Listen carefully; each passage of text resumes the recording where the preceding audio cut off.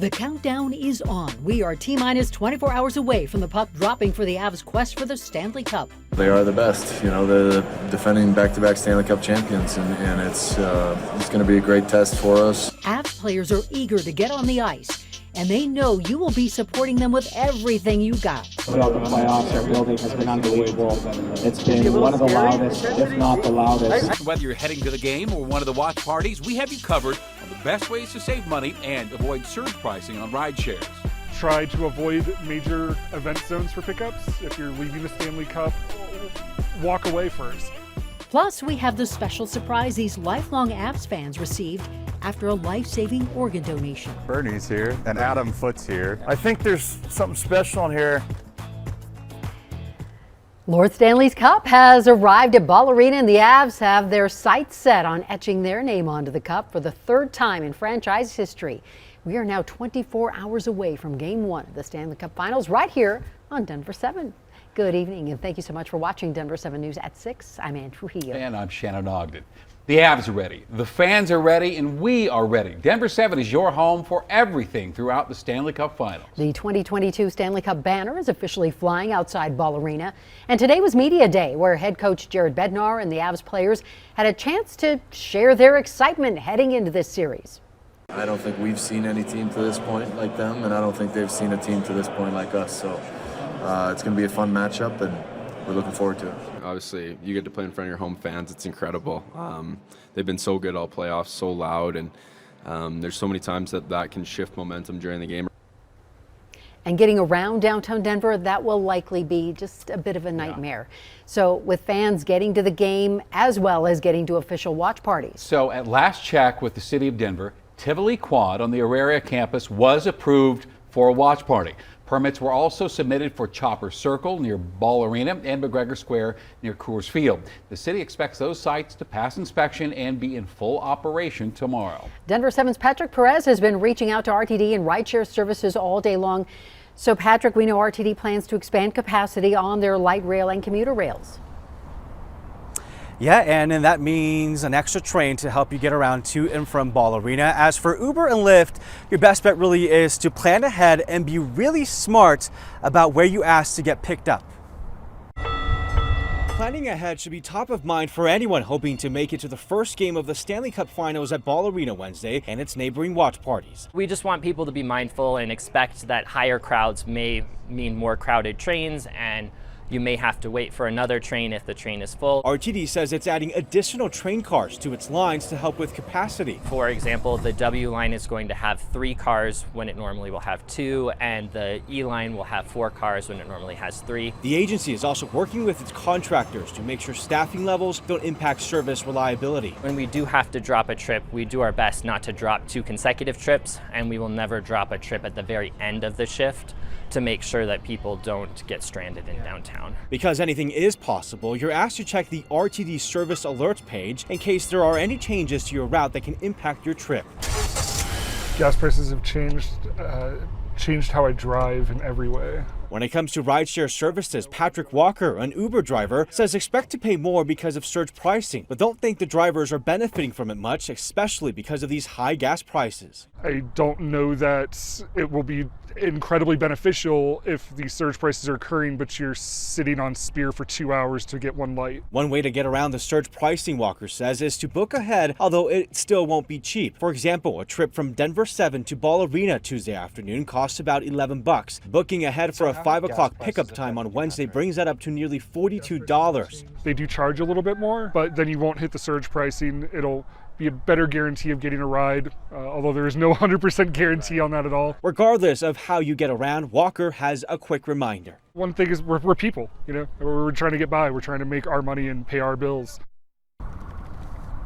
And that is very true, so be very patient tomorrow. Something that's really helped me out when it comes to big events like this is to get picked up somewhere that's not anywhere near here. So that means having to walk maybe a few blocks away just to get in kind of that area where the prices are cheaper. You can save a lot of money doing so. A spokesperson for Lyft, by the way, recommends also using its wait and save feature to also save some money. But no doubt it is going to be crazy out here tomorrow, Ann and Shannon.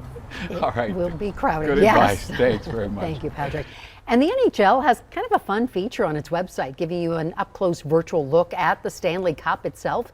It allows you to scroll around the cup, looking at all the teams that have won it. And of course, we had to stop on the 2001 Avalanche Stanley Cup winning team. So if you would like to check out this feature for yourself, just head over to nhl.com/Stanley Cup. And an amazing father-son duo will be cheering on the Avs for Game 2 Saturday at Ball Arena. They've been through a lot together over the past couple of years, and now they get to celebrate their health victory and hopefully with an Avs victory. Here's Denver 7's Rob Harris. Go Avs! Yeah. It's clear even at first glance that Steve and Brian Day share a lot. A big sports family. Yeah.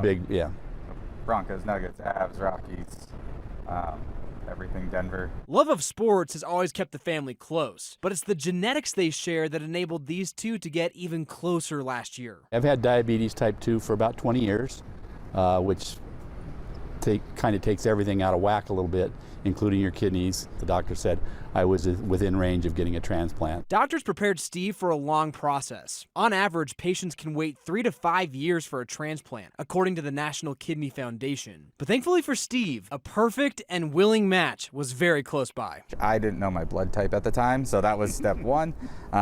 Turns out I was O negative, so I'm a universal donor. I basically went through a full battery of tests on every organ. Everything went well, and we kind of got to the finish line.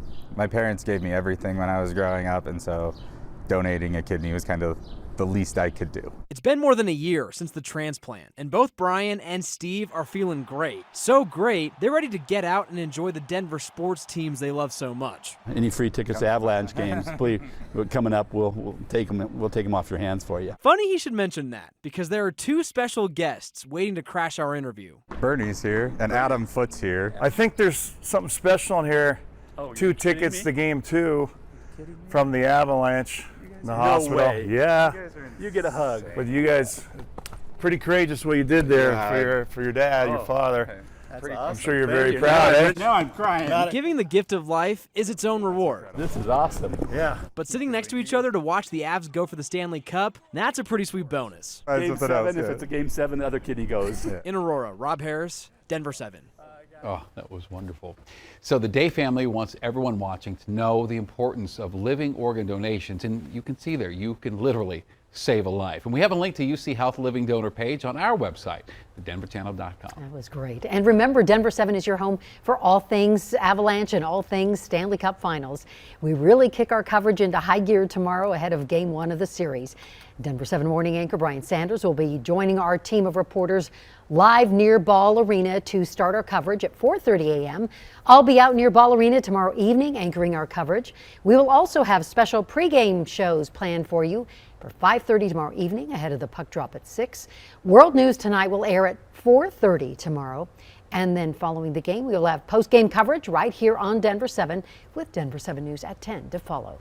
The Rainbow Family Gathering has selected its location for its 50th anniversary celebration in Colorado. It will be next month in Adams Park in Routt County Forest outside Craig, that's up in northwest Colorado.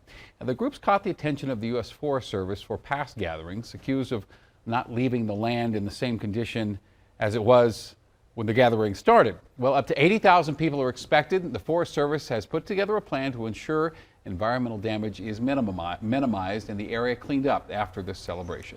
Blood donations are in short supply in Colorado and across the country. And today, blood services provider Vitalant declared a critical blood shortage. In April and May, Vitalant says 3,000 fewer blood donations were collected in our state, 13,000 fewer nationwide. And Vitalant says new donors and those who haven't given in some time are especially needed right now. And donors of all blood types are needed, but type O is needed the most. CDOT has an ambitious 10-year plan to improve busy stretches of highway along the Front Range. Now, one of the areas includes I-25 through downtown Denver near Empower Field at Mile High. But those who live in that area say enough already. This stretch of I-25 runs through Denver's Sun Valley neighborhood, home to a large Latino population. And today, those who live in that neighborhood explain what a widening project would mean for them. Sun Valley really is a valley. All of the pollution just gets trapped here in our lungs, our homes, even our food. We already have asthma at 253% higher rate than the state average. More cars mean more pollution, so everybody, especially the children and the seniors, will be at greater risk for respiratory diseases. Last month, CDOT paused efforts to widen lanes in the stretch of I-25. They said there was no new money for these lanes. Well, those we spoke with today said they would like to see this project removed altogether from that 10-year plan. Inflation is making high country towns feel deflated. It's hard for the restaurants to pass along some of that cost to consumers. And it's stacking on top of ongoing concerns about a lack of affordable housing. People want to live here. People want to work here. We can find staff, but they can't find housing. Not nearly as hot today across the state. We will warm to the upper 80s tomorrow, then even hotter through the end of the week. I'll have your forecast still to come.